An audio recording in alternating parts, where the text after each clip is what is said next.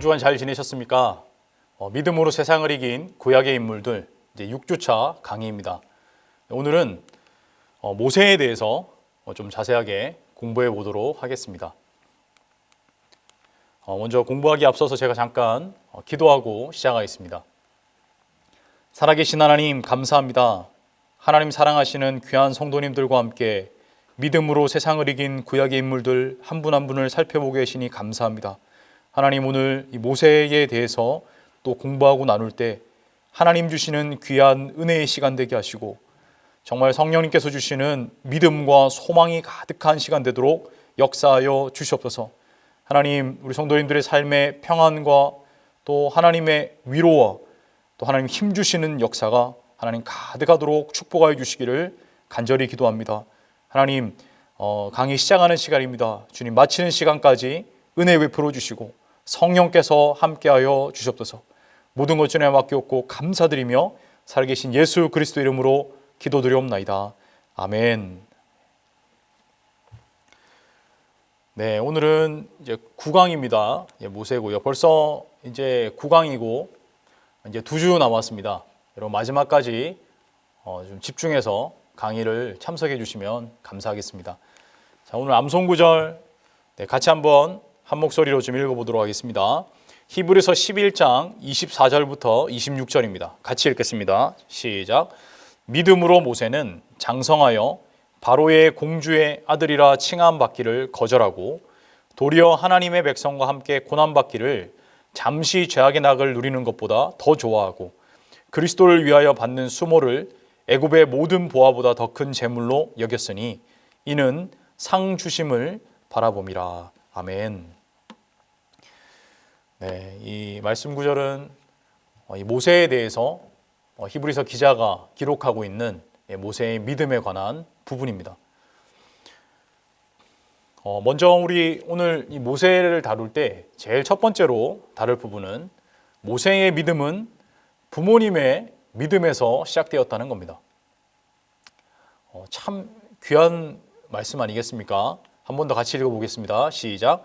모세의 믿음은 부모님의 믿음에서 시작되었다. 히브리서 11장은 특이하게도 모세의 믿음에 대한 소개로부터 시작하지 않고 모세의 부모님의 믿음에 대한 소개로 먼저 히브리서 기자가 시작하고 있습니다. 모세의 부모님의 믿음 23절 말씀 한번 볼까요? 23절입니다. 믿음으로 모세가 났을 때에 그 부모가 아름다운 아이임을 보고 석 달 동안 숨겨 왕의 명령을 무서워하지 아니하였으며.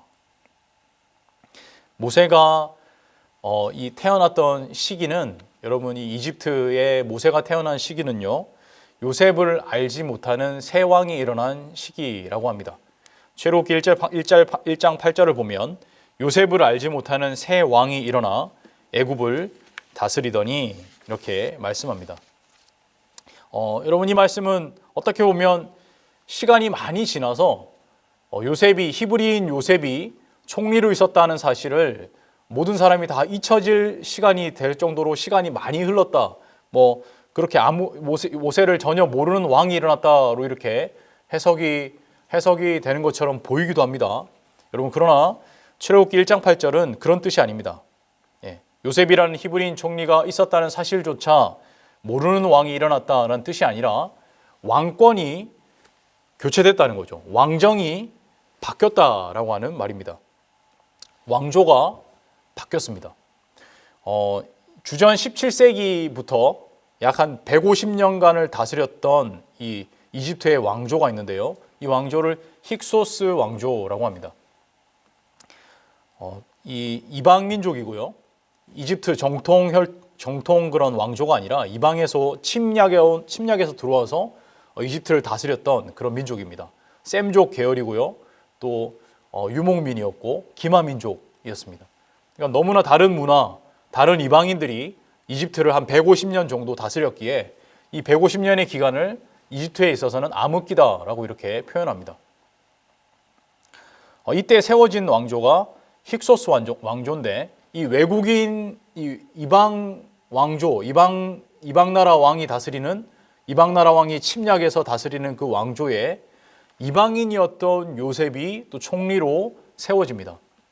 그래서 많은 학자들은 그러니까 정치적으로 역사적으로 만약에 이렇게 살펴본다면 요셉 또한 셈족이었고 또 유목민이었고 또 요셉이 7년 이 풍년 기간 동안에 곡식을 많이 거둬들여서 나라에다가 비축해 놓지 않습니까?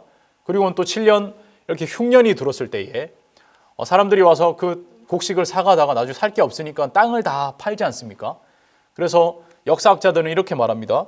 그 힉소스 왕조 때에 지방 토호들, 즉 지주계급들의 땅들을 다 사들여다가 결국은 왕권을 아주 튼튼하게 만들어준 바로 힉소스 왕조의 통치권을 확립시켜준 그런 총리가 바로 요셉이다. 이렇게도 평가하기도 합니다. 중요한 건 이 힉소스 왕조, 이방인 왕조일 때에 총리가 요셉이었는데 이 요셉을 알지 못하는 왕이 일어났다는 것은 이제 왕조가 바뀌고 이집트 정통 왕조가 세워졌다라는 말입니다. 이전의 왕조에서는 총리가 요셉이기 때문에 기득권을 누렸던 사람들이 히브리인들입니다. 이 이스라엘 백성들이 고센이라는 땅을 거점으로 해서 기득권을 누리고 아주 정말 인구가 많아졌죠. 이것은 다 하나님의 계획이기도 했습니다.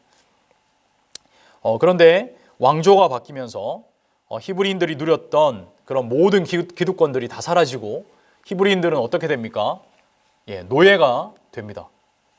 여러분 이것은 세상 관점으로 보면 망한 거죠, 그죠? 이거 뭐 줄 잘못 썼다고 완전 망한 겁니다.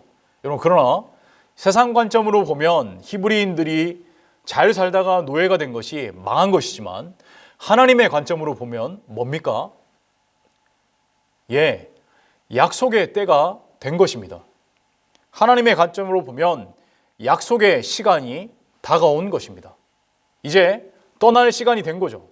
출애굽할 시간이 된 겁니다. 하나님의 시간이 된 겁니다. 여러분 이렇게 세상 사람의 관점과 하나님의 시각은 많이 다릅니다. 그것을 볼 수 있는 눈이 있는 사람들이 바로 믿음의 사람들입니다.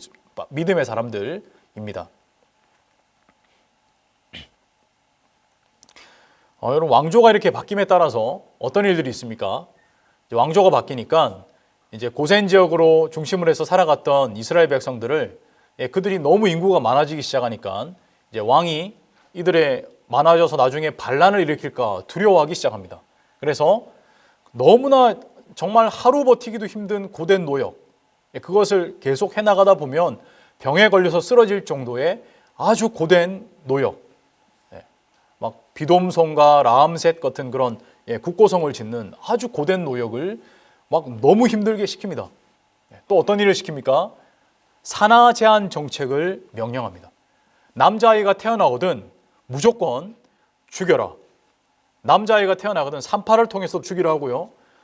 산파가 하나님 경외해서 이 히브리인들의 아이들을 살려주니까 그리고 지혜롭게 그 일을 넘어가니까 이집트 왕이 생각했던 것이 그럼 반드시 남자아이들이 태어나면 나일강에다가 던져버려라.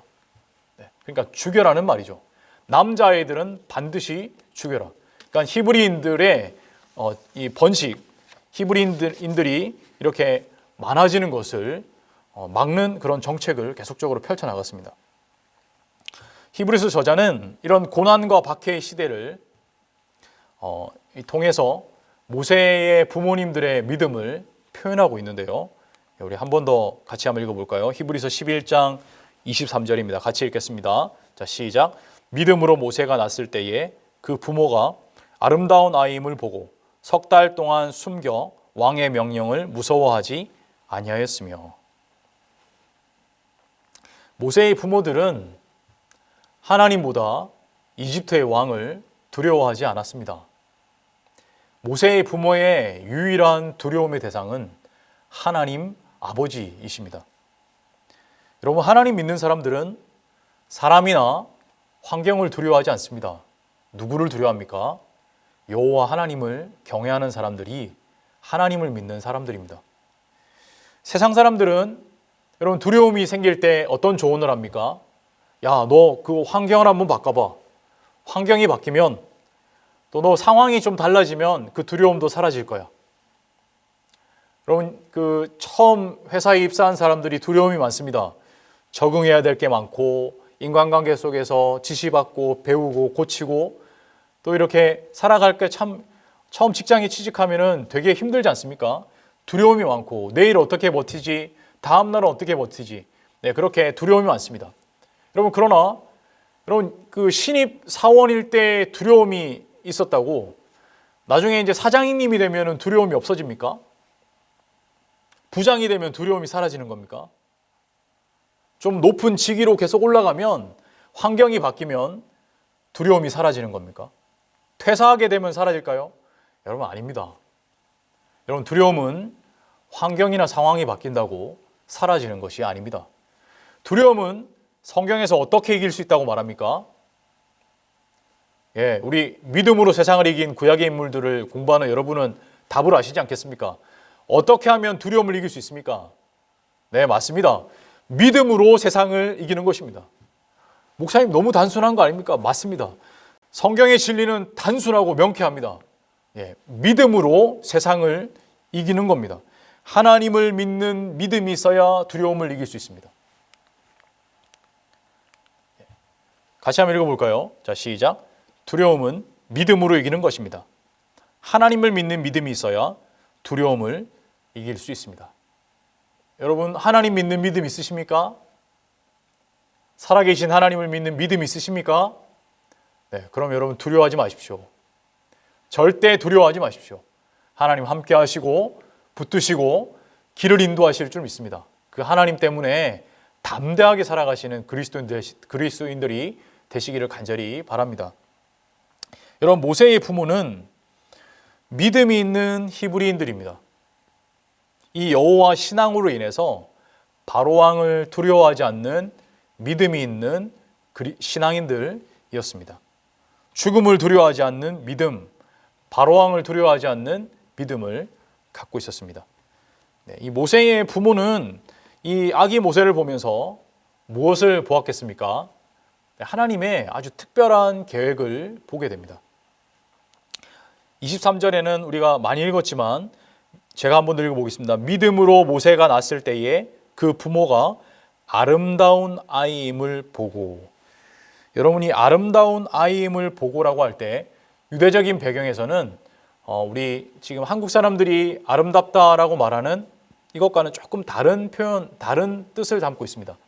우리들은 아름답다 하면 대체로 외모적인 부분을 보고 이야기합니다. 아, 저분의 이렇게 외모가 너무 아름답구나라고 이렇게 표현할 때가 많습니다.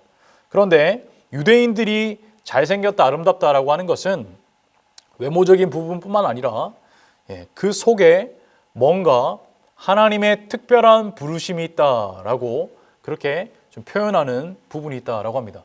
그 속에 뭔가 하나님께서 주신 특별한 무언가가 있다라고 하는 것을 아름답다라고 이렇게 표현하기도 합니다. 여러분 스데반 집사님의 설교 가운데서 모세의 외모에 대해서 언급하는 부분 사도행전 7장 20절 말씀인데요. 그때 모세가 낳는데 하나님 보시기에 아름다운지라 그의 아버지의 집에서 3달 동안 길리더니. 네. 여기 보셔도 모세를 스데반 집사님이 뭐라고 표현하고 있습니까? 네, 모세가 낳는데 하나님 보시기에 아름다운지라. 여러분 아름답다라는 표현이 어떤 것을 담고 있는지 스데반이 조금 더 명확하게 말씀하고 있지 않습니까? 네, 모세는 하나님께서 보시기에 아름다운 하나님의 특별한 계획 속에 태어난 그런 아들이었다. 이렇게 스데반 집사님도 말씀하고 있습니다. 모세의 부모는 이것을 보았습니다. 이것을 발견했습니다. 하나님의 뜻을 알게 됐다는 거죠. 이 모세를 보면서 하나님의 뜻, 정말 하나님의 특별한 계획과 섭리가 있는 아들이구나라고 하는 것을 알게 됐습니다. 믿음 있는 사람이 가장 중요하게 생각하는 게 뭡니까? 네, 하나님의 약속, 하나님의 명령입니다. 믿음 있는 사람은 자신이 믿는 그 하나님의 말씀을 믿는 믿음으로 살아갑니다. 임금이 아무리 두려워도 믿음 있는 사람들은 담대하게 하나님의 뜻에 순종하는 길을 선택하죠. 믿음은 그래서 뭐라고 했습니까? 네, 믿음은 모험입니다. 여러분 믿음은 여행이 아닙니다. 지난 시간 믿음은 모험이라는 것을 제가 잠깐 다뤘는데요. 여러분 혹시 여기에 대해 잘 기억이 나지 않으시면 한 번 더 믿음은 모험입니다 라고 제가 강의했던 부분을 좀 다시 한번 돌려보시면 좋겠습니다. 여러분, 믿음은 모험입니다. 믿음의 발걸음을 한 걸음 떼며 한 걸음 걸을 때 믿음의 다음 세대 자녀들에게, 믿음이 다음 세대 그 자녀들에게 전수되는 겁니다. 여러분, 내가 믿음의 걸음 한 걸음 걸을 때 그것을 쳐다보는 자녀들이 자연스럽게 내가 가지고 있는 믿음을 보게 되고 그 믿음이 흘러가게 되는 것이라는 겁니다. 그래서 신앙의 교육은 보여주는 겁니다. 여러분, 신앙교육은 보여주는 교육입니다. 여러분, 꼭 기억하셔야 됩니다. 모세의 부모는 모세를 바로의 명령대로 죽이지 않습니다. 석 달 동안 숨깁니다. 하나님께 기도하면서 석 달 동안을 길리우고 숨깁니다. 그리고는 더 이상 숨길 수가 없게 되자 하나님의 인도하심을 바라보며 나일강에다가 이 자기 아들을 띄워보냅니다. 모세는 하나님의 세밀한 인도하심 가운데 이 바울 왕의 이 딸의 아들로 이렇게 양자로 들어오게 되죠. 그리고는 왕실에서 이 모세는 자라게 됩니다. 여러분, 내 자녀에게 신앙 전수를 어떻게 해야 될까? 많은 분들이 참 고민을 합니다. 저도 많은 질문을 받았었고요. 저 또한 내 자녀에게 어떻게 신앙을 물려줄 수 있을까? 여러분, 어떤 분을 만났을 때 이런 말씀하시더라고요. 저는 정말 다른 것보다 신앙을 내 자녀들에게 물려주고 싶습니다. 이런 분들을 참 여러 분 뵌 것 같습니다. 여러분, 제가 질문 하나 드리겠습니다. 어떻게 하면 신앙을 물려줄 수 있겠습니까? 여러분, 많은 분들이 고민하는 질문 아닙니까? 여러분, 신앙 전수를 못하는 이유가 무엇입니까? 좋은 교회가 없어서 그런 겁니까? 성경을 좀 체계적으로 가르쳐 줄 수 있는 어떤 프로그램이 없기 때문에 신앙 전수를 할 수 없는 것입니까? 여러분, 아닙니다. 여러분, 그렇지 않습니다. 여러분, 믿음은 모험이라는 것을 모르고 매일매일 안주하는 삶을 살아가는 내 모습 때문에 신앙 전수가 되지 않는 것입니다. 하나님께서 한 발 내디드라 하시면 한 발 내딛게 되는 하나님의 역사가 일어나시기를 간절히 축복합니다. 여러분, 하나님께서 한 발 내디드라 할 때 반드시 내디드셔야 합니다. 그걸 다음 세대 자녀들이 볼 때 신앙의 전수가 일어나는 것입니다. 여러분, 왜 그렇습니까? 내가 하나님 말씀에 아멘하고 그 말씀대로 행동하며 한 발짝 내디딜 때 그때 하나님께서 역사하시기 때문입니다. 하나님의 역사하심을 보아야 신앙이 전수되지 않겠습니까? 자녀들이 책을 본다고 그것이 신앙이 전수가 되겠습니까? 하나님의 일하심을 자녀들이 보아야 신앙이 전수가 됩니다. 여호수아 2장 7절 한번 보시겠습니까? 여호수아 2장 7절 같이 한번 읽어보겠습니다. 시작. 백성이 여호수아가 사는 날 동안과 여호수아 뒤에 생존한 장로들 곧 여호와께서 이스라엘을 위하여 행하신 모든 큰 일을 본 자들이 사는 날 동안에 여호와를 섬겼더라. 여러분, 언제까지 이스라엘 백성들이 하나님을 섬겼다고 합니까? 여호수아가 사는 날 동안. 그리고요, 여호수아 뒤에 생존한 장로들 곧 여호와께서 이스라엘을 위하여 행하신 모든 큰 일을 본 자들이 사는 날 동안. 여호와께서 행하신 큰 일을 본 자들이 사는 날 동안, 또 여호수아가 사는 날 동안만이다 라고 말씀합니다. 여러분, 여호수아가 한 게 뭡니까? 여호수아가 뭐 했습니까? 하나님 믿음으로 순종하는 삶 산 것, 이거 딱 하나밖에 없습니다. 신앙은 부모로부터 물려져야 됩니다. 여러분, 신앙은 부모로부터 전수되어야 합니다. 여러분, 꼭 전수하시는 성도님들 되시기를 간절히 바랍니다. 여러분, 두 번째로 모세의 믿음을 한번 살펴보겠습니다. 모세의 부모의 믿음이었는데요. 이제 모세의 믿음, 부모님의 믿음을 정말 쏙 빼닮은 믿음을 갖고 있습니다. 2번 같이 읽겠습니다. 믿음 있는 사람은 하나님의 백성의 정체성을 갖고 삽니다. 모세는 하나님의 백성이라는 정체성을 갖고 살았습니다. 하나님 나라 백성의 정체성, 여러분, 그 정체성이 뭡니까? 하나님 나라 백성은 이 땅에 비록 살고 있지만, 이 땅에 이 대한민국의 서울에, 바로 이 강남의 이 지역에 살고 있지만, 그렇지만 하나님 백성의 정체성은 내가 하나님의 통치하심을 받는 사람이라는 것이 하나님 백성의 정체성입니다. 나의 주인은 하나님이시라는 것이 하나님 백성의 정체성, 나는 하나님 나라 시민이라는 것이 백성의 정체성입니다. 가장 중요한 것은 왕이신 하나님의 통치 말씀 앞에 순종하는 것이죠. 이 모세에게 최고의 우선순위는 뭐였겠습니까? 네, 모세에게 최고의 우선순위는 하나님의 말씀입니다.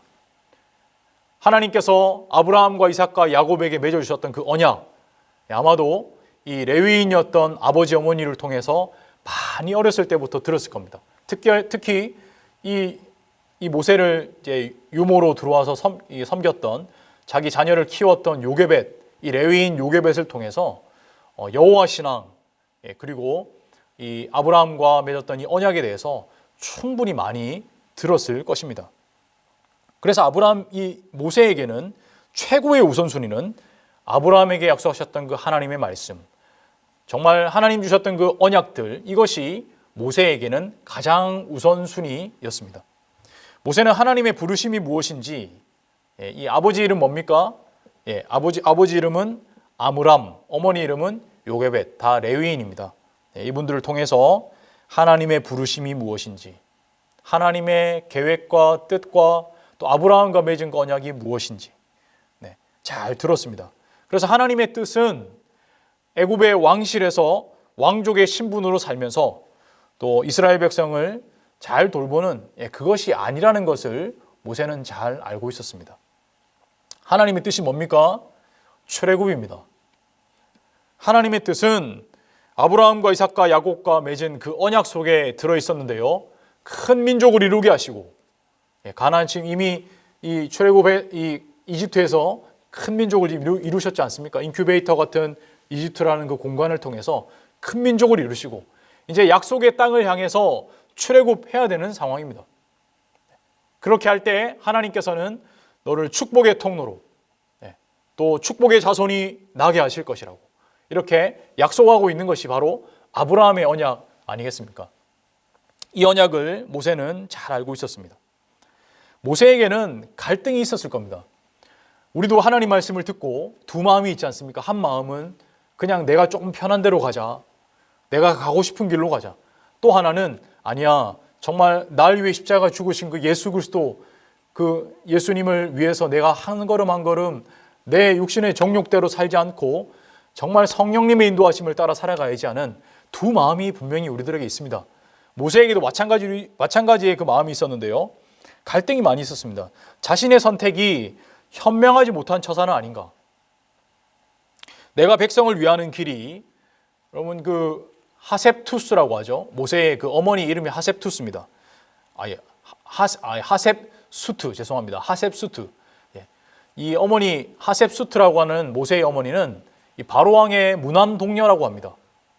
이 하셉수트의 이 양자로 이렇게 이제 세워진 모세가 계속 그 길을 잘 걸어가면 왕실에서 잘 살 수 있습니다. 또 특별한 또 그런 은혜가 있다면 왕이 될 수도 있는, 바로가 될 수 있는 그런 상황도 펼쳐질 수 있습니다. 과연 내가 애굽의 통치자가 되어서 자기 동족을, 내 동족을 위한 정책을, 선한 정책을 펼쳐서 내 백성을 돕는 것이 더 맞는 것이 아닐까? 여러분 이런 고민 반드시 한 번 정도는 했을 겁니다. 내가 그냥 이 왕으로서 지금 억압당하고 있고 고통당하고 있는, 노예로 불리고 있는 히브리인들, 내 동족을, 이들을 좀 편안하게 살도록 해주는 것이 이들을 위한 길이 아닐까, 그런 고민도 많이 했을 것입니다. 그러나 모세는 하나님의 계획과 목적을 따르는 삶을 선택합니다. 여러분 자신의 계획이 아무리 이성적이고 합리적이고 또 옳다 할지라도 하나님의 계획과 다르다면 수정해야 되겠죠. 근데 모세는 선택합니다. 모세는 자신의 부와 명예를 버리고 자기 민족과 함께 고난받는 자리, 바로 그 자리를 선택합니다. 다시 한번 읽어볼까요? 히브리서 11장 24절부터 26절입니다. 저와 한 절씩 읽겠습니다. 제가 먼저 읽겠습니다. 믿음으로 모세는 장성하여 바로의 공주의 아들이라 칭함받기를 거절하고 도리어 하나님의 백성과 함께 고난받기를 잠시 죄악의 낙을 누리는 것보다 더 좋아하고. 같이 읽겠습니다. 그리스도를 위하여 받는 수모를 애굽의 모든 보화보다 더 큰 재물로 여겼으니 이는 상 주심을 바라봄이라. 아멘. 물론 모세가 이 광야로 가게 된 것, 애굽을 떠나서 미디안 광야로 가게 된 것은, 도망치게 된 것은 그 직접적인 원인은 이 이집트의 이 애굽인을 살해하는 사건이 들켰기 때문입니다. 그러나 모세가 이 사건을 일으키게 된 행동의 가장 근본적인 이유는 하나님의 약속에 대한 신뢰와 하나님의 백성이다라고 하는 정체성 때문에 이런 행동들, 이스라엘 백성 한 명 한 명을 가까이 가서 돌아보고 돌보는 일들을 하기 시작했던 것입니다. 모세는 어릴 때 애굽 공주의 그 아들로서 온갖 특권을 다 누리고 살았습니다. 그러나 이 어머니 요게벳의 가르침이었죠. 히브리인으로서 여호와 신앙에 대한 가르침을 하나하나 받으면서 하나님 백성으로서의 정체성을 마음속에 새기기 시작했습니다. 애굽 궁궐에서의 그 특권이 내 자신의, 자기 모세 자신의 몫이 아니라는 것을 분명하게 알고 있었습니다. 그렇기에 이 모세는 자신의 몫이 아닌 애굽의 왕실의 그런 궁궐에서 누리는 특권을 단호하게 거절합니다. 그리고는 동족의 삶을 돌아보는 삶을 살게 됩니다. 여러분, 그리스도인은 자신의 몫이 아니라면 단호하게 거절해야 됩니다. 뒤돌아보지 않고 하나님께서 기뻐하시는 길이 아니라면 뒤돌아보지 않는 그런 믿음이 있어야 합니다. 때로는 약간 손해보는 것 같아도 단호하게 내 몫이 아닌 것은 거절하는 것이 지혜로운 그리스도인들의 모습입니다. 하나님은 모세를 애굽 왕실에서 잠시 죄악의 낙을 누리는 삶으로 부르지 않으셨습니다. 하나님께서 모세를 부르신 것은 자기 동족, 학대받는 이 동족의 상황을 모른 채 하고 그렇게 살기를 하나님 원하시지 않으셨고, 이 백성들을 하나님의 백성으로 인도하여서 이끌어내는 일에 하나님은 모세를 부르셨습니다. 모세는 그러한 하나님의 부르심의 길로 한 걸음 한 걸음 걸어가고 있었습니다. 자, 세 번째, 마지막으로 한 번 더 살펴볼 것은, 같이 한번 읽어볼까요? 시작. 믿음은 하나님의 상 주심을 바라보는 것입니다. 여러분이 모세를 통해서 이 히브리서의 기자가 좀 알려주고 싶었던 것이 분명하게 목적이 하나 있었습니다. 여러분, 그것은 이 히브리서를 읽는 독자들입니다. 히브리서를 읽는 독자들 대부분은 이 유대교와 그다음에 예수님을 믿는 이 기독교 사이에서 정말 내가 어떤 선택을 해야 될까 상당히 고민하는 그런 사람들이었습니다. 여러분, 너무 박해가 심하니까 정말 이 박해가 생명을 걸어야 하지만 예수를 믿을 수 있는 그런 초대교회 박해 아니었습니까? 이 박해가 너무 심하니까 기독교 신앙을 버리고 싶은 유혹이 이까지 올라오는 겁니다. 이 화형, 그 원형 경기장에서 예수 그리스도를 한 번만 부인하고 다시 유대교로만 돌아가기만 한다면, 예수 믿기 이전으로 돌아가기만 한다면, 한쪽에는 마차가 있고요, 한쪽에는 화형대가 있습니다. 여러분, 무엇을 선택하겠습니까? 히브리인들, 이 유대인들 가운데 예수를 믿게 된 이런 고민들을 갖고 있는 하나님의 백성들은 선택을 해야 했습니다. 너무 박해가 심했기에 돌아가고자 하는 그런 유혹들이 있었습니다. 그러나 히브리서의 저자는 모세를 통해서 말씀하고 있습니다. 기독교 신앙을 버리고 유대교로 돌아간다면 당장은 편안한 삶을 반드시 살 것입니다. 그러나 상 주시는 주인 대신 예수 그리스도께 주시는 그 마지막 상은 받지 못할 것입니다. 이렇게 말씀하는 거죠.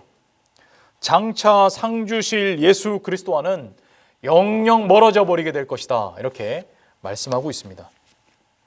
여러분, 히브리서 저자는 모세가 하나님의 상 주심을 바라보면서 예수 그리스도를 위해서 수모를 받은 것을 이 히브리서를 읽는 독자들에게 기억하십시오라고 말씀하는 겁니다.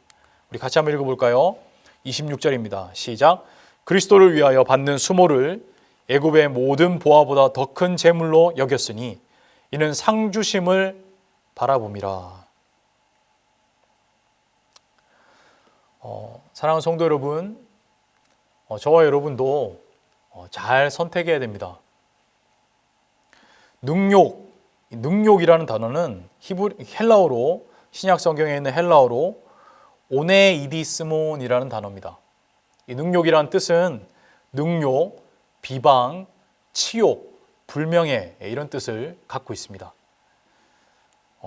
이 모세는 장차 오실 예수 그리스도를 위하여서, 여러분 아브라함과 맺은 언약의 그 최종 성취는 바로 예수 그리스도 오시는 그날 아니겠습니까?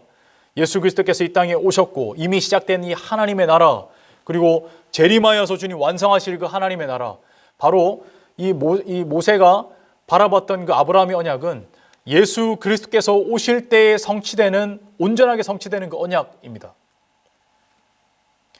그러므로 이 모세는 이 언약의 성취를 위하여서 치욕과 조롱과 불명예와 고난받는 것을 묵묵히 감내했다라고 이 히브리서의 기자는 해설하고 있습니다. 여러분, 모세는 왜 그런 삶을 살았습니까? 바로 하나님 백성이기 때문입니다. 하나님 백성의 정체성을 따라 살아갔기 때문입니다. 또 하나 뭐죠? 이는 상주심을 바라봄이라. 하나님의 상주심이 있기 때문이었습니다. 사랑하는 성도 여러분, 한 농부가 감추인 보화를 발견하고는 자기의 가장 값진 모든 걸 다 팔아서 그 땅을 삽니다. 그리고는 너무 기뻐 뛰며 환호성을 지릅니다. 왜 그렇습니까? 바로 그 농부는 무엇이 더 중요한 것인지, 무엇이 더 진짜 보물인지를 알게 됐기 때문입니다. 내가 이때까지 가지고 있던 모든 재물보다도 저 밭에 숨겨져 있는 보화가 더 중요하고 더 값어치 있는 것이라는 것을 알았기 때문입니다. 여러분, 무엇이 더 진짜 보물인지 아는 것. 여러분, 우리도 역시 무엇이 더 중요한 것이고 무엇이 더 진짜 보물인 줄 알기에 여러분 뭘 해야 됩니까? 기꺼이 포기할 줄도 알고 낮아지는 삶도 살아가야 합니다. 여러분, 마지막으로 이 말씀 같이 한번 읽을까요? 같이 읽겠습니다. 자, 시작. 예수 그리스도는 우리의 보물입니다. 영원한 생명은 낮아지더라도 손해를 보더라도 나도 누리고 이웃도 누리게 해야 하는 보물 중에 보물입니다. 여러분, 우리가 영원한 생명을 누리고 있다면, 예수 그리스도를 믿고 있고 그분을 알고 있다면 보물이 진짜 무엇인지를 아는 삶을 사는 것입니다. 여러분, 그래서요, 여러분 한 번 더 읽어볼까요? 자, 시작. 주를 위한 버림은 상실이 아닙니다. 얻음입니다. 여러분, 매일의 삶 속에서 모세를 기억하시길 바랍니다. 모세는 예수 그리스도를 위해서 수모를 당했지만 하나님의 상주심을 바라보면서 주를 위해 사는 삶을 살아갔습니다. 여러분, 그리스도를 위해서 모세처럼 혹시라도 받는 수모가 있으십니까? 끝까지 인내하며 주님의 상주심을 바라보며 하루하루 승리하시기를 간절히 축원합니다. 여러분, 오늘 정말 수고 많으셨습니다. 다음 시간 뵙겠습니다. 감사합니다.